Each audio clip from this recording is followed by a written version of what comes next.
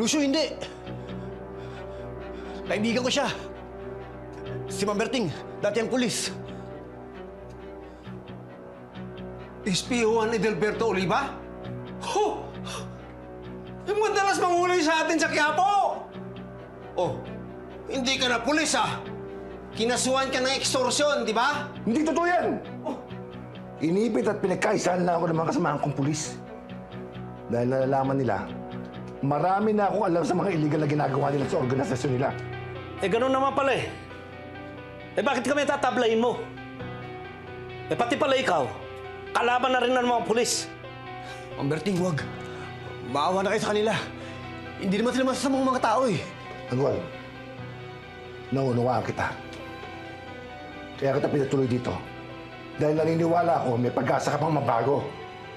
Pero ito mga to, itim na lahat ng mga buto nito.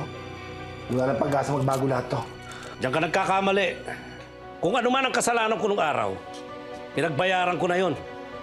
20 taon na ako nasa kulungan.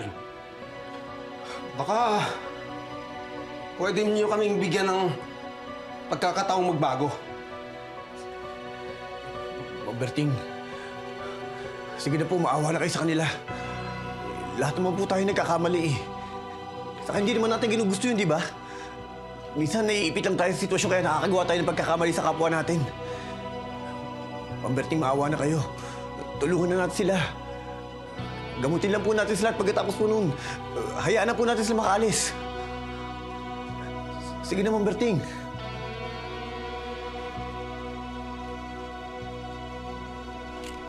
Sige, Tanggol. Pagbibigyan kita. Pero hindi pwede magtagal yung mga yan dito. Halika. Punuin yung gamot sa baba.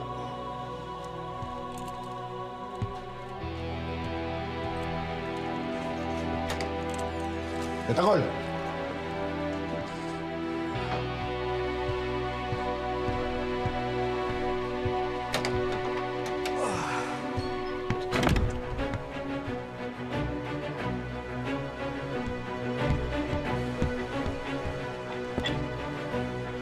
Efren!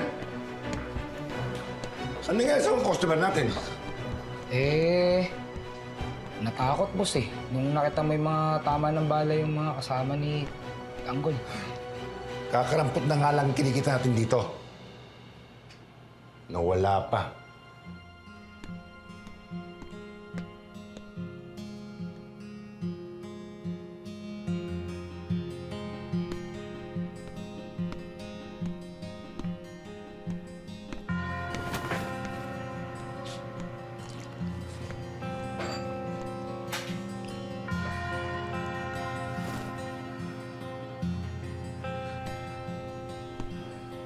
Mamberting, pasensya na po.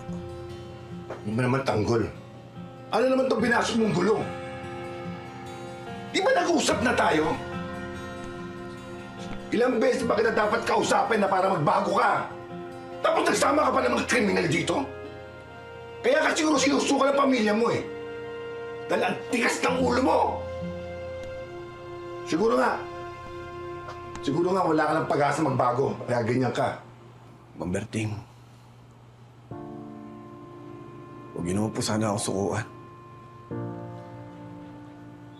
Sinuko na nga po ako ng tatay ko eh. Huwag naman po sana kayo.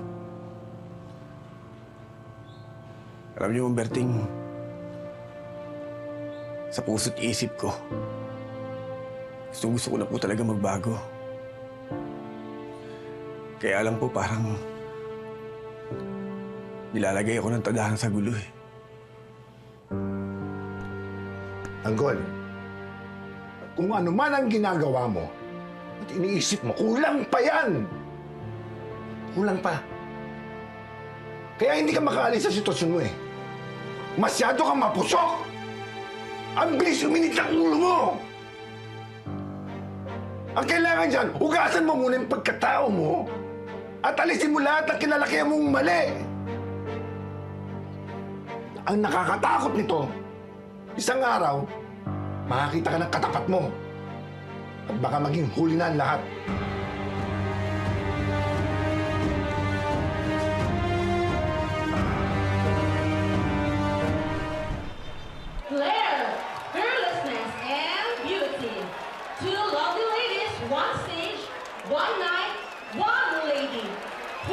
tonight's star. Let's give it up for Monique and our star dancer, Celine!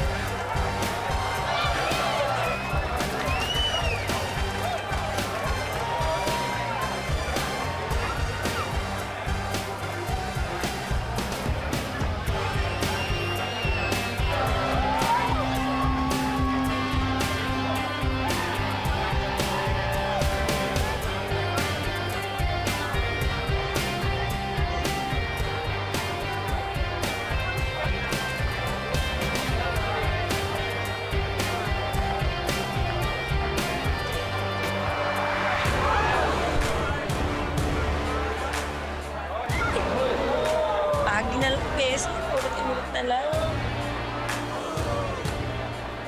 Ano? Kaya pa, girl?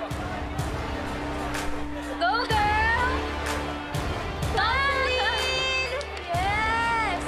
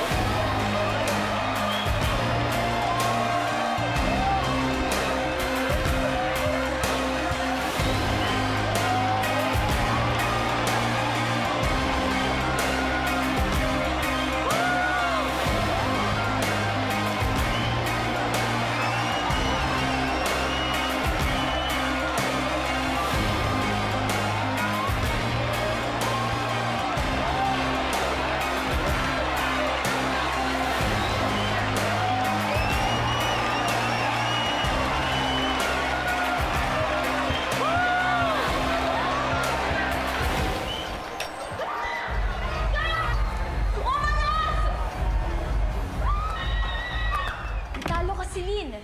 Oo nga. Shut up! Gagantihan ko yung babaeng yan! Kausapan niyo yung ibang girls! Humanda yung Monique na yan sa akin! Alis kayo! Alis! Alis! Alis kayo!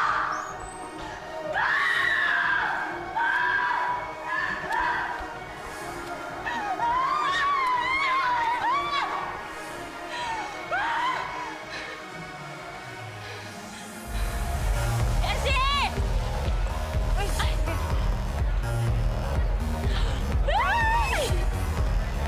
Buti ba? Ibang-iba ka na, ha? Pwede pa selfie na sa'yo. O, ano? Hindi na taog mo sila. Nakaharap sila ng matapat, di ba? Oo nga, Casey. Akalain mo. Pero, timing talaga, no? Nasira pa talaga yung sapatos ko. Alam mo, pakiramdam ko. Sinabotahe talaga ako niya ni Celine. Bese, hayaan mo na. At least nalampaso mo siya, di ba? Eh, nakadama ka. Ito na yung tubig mo. Munik! Naku, kailangan mong magpunta doon agad. Bilisan mo, ha? Kasi talagang inaantay ka nila. Pero Unahin mo muna si Mr. Cheng, ha? Ay, suki natin yun. Tandaan mo, suki natin yun. Sige na, miss ka na. Sige po, mag-ayos siya po ako. Sige, marami naghihintay siya nakapila. Ay, dali. Ay na, Bessie. Pero ako napagod sa'yo, promise. Sige po nga, seryoso. Ano na, Bessie? Hoy, Celine! Ano? Ano to? Ha? Ano? Di ba may mata ka? Umamin ka na. Ano? Simula nang dumating ka dito, di lang mga suki ko inagaw mo. Pati spotlight ko! Tigilan mo ako dahil ako. Papatulan talaga kita. Hindi, Monique. Pagbabayaran mo ang pinaggagawa mo. Bida-bida ka!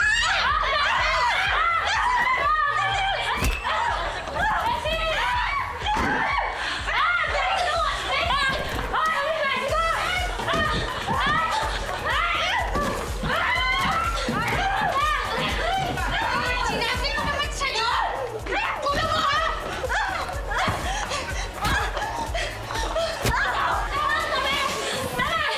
Kausa ka ba? Sabi ko sa'yo! Huwag ako, di ba? Tingnan, sinabi ko na sa'yo! Kulang mo naman! Sabi ko sa'yo! Tawag na sa'yo kanina! Hoy! Tingnan niyo ako! Sige! Ako na! Bessie! Bessie! Huwag kang Bessie ko! Iiyak ka! Ayaw ko talaga tumigil, ha? Ano? Di ba sinabi ko sa'yo, huwag ako? Baka nakakalimutan mo at nagkakiyapo ako. Papatulan talaga kita! Laki ako sa gulo! Ha? Ha? Ano na naman nangyayari dito? Ha? Wala po. Monique! Celine! Isa ka pa, Chiki! Ano na naman itong ginawa niyo? Wala! Tignan niyo ang itsura ninyo!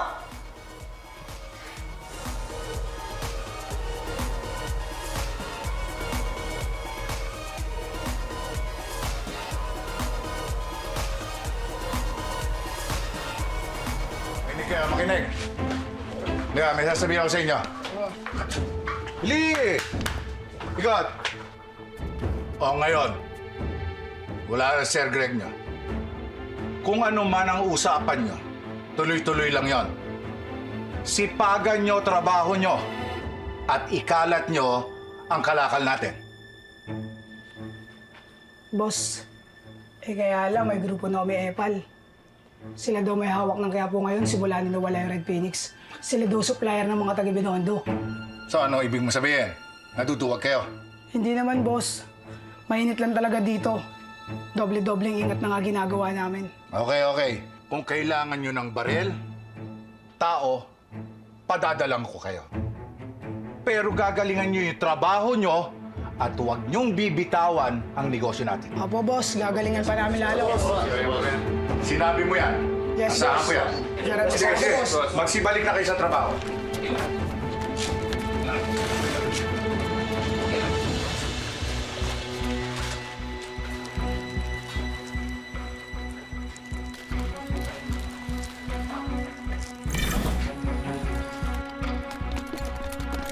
Sir Gustos, mabutit na iligtas mo si Mama Amanda. Eh, si Primo, napatay mo na ba?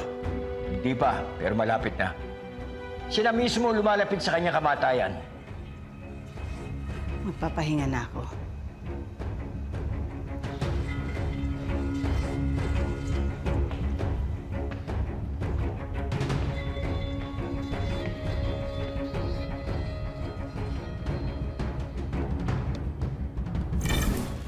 Boss, medyo hindi nakita natin sa Quiapo. Pero makakabawi rin tayo. Sino yung lalaki na Aglin? Taon, Sir Greg. Padala ni Utoy. May problema po. Iba ang kutob ko sa trabahador na yan.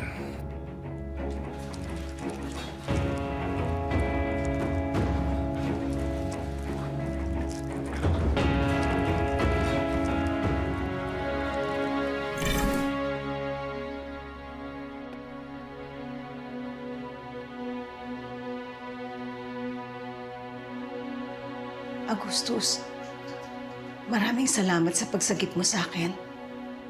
Anong nalaman mo tungkol sa kanila? Wala. Maingat sila sa pagsasalita sa paligid ko. Kilala ko ang pagkatao ni Primo. Nakapagtangang hindi kanya binali para gamitin laban sa akin. Dahil alam niya na nasa iyo ang katapatan ko, Agustus.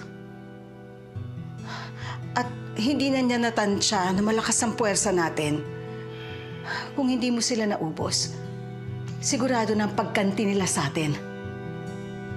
Wala akong inaasahan mula sa iyo, kundi ang buong mong katapatan. Ang katapatan ay sinusuklian ko ng sapat, ngunit magbabayad ng lubos ang sino man magtataksil sa akin. Tanda mo yan.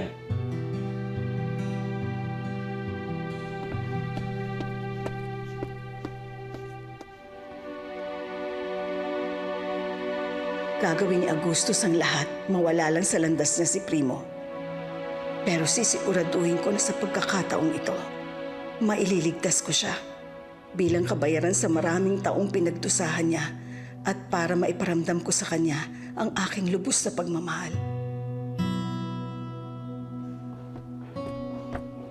Hulog! Sir.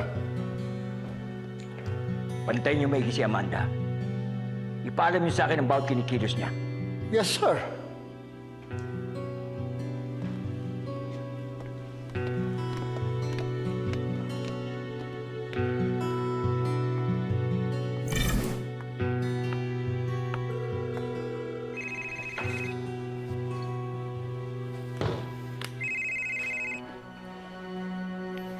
Catherine, Gusto namin makipagkita, Ramon. May sagot na si Angkong. sige. Magkita tayo mamaya.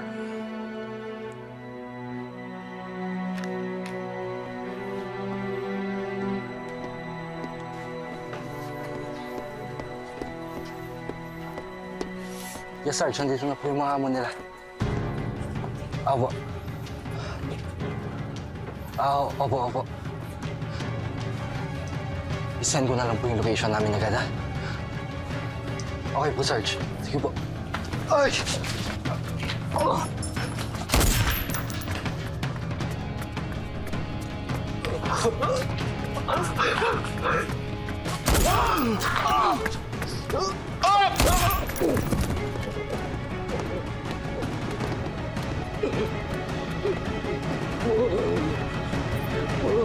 Boss, ano po nangyari? Isa ka palang tik-tik. Ha? Sa impyerno mo na sabihin sa amo mo kung sino ako. Severino.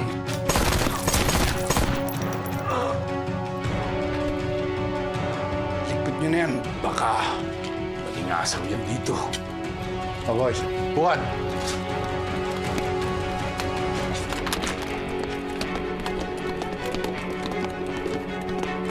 Severino.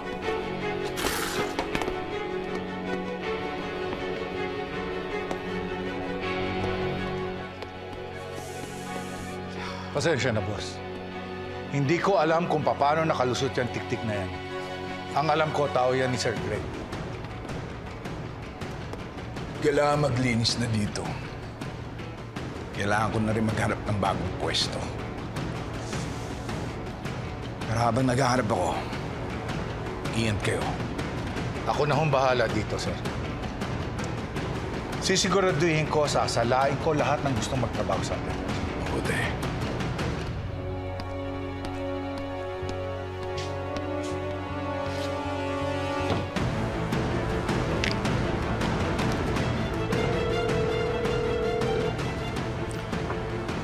General.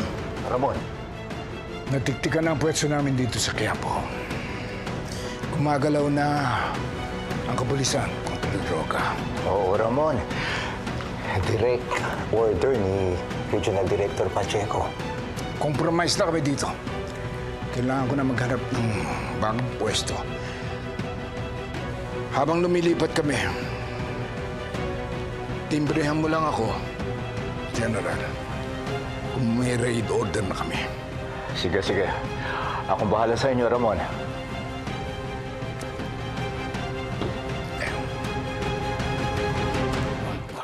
Sino mang nangangailangan saan mang galing tutulungan, tawagin lamang ang ating tagapagtanggol. Laban sa mga ganit at sinungaling humanda pagkat nandito na ang ating tagapagtanggol. Sino mang nangangailangan saan mang galing tutulungan.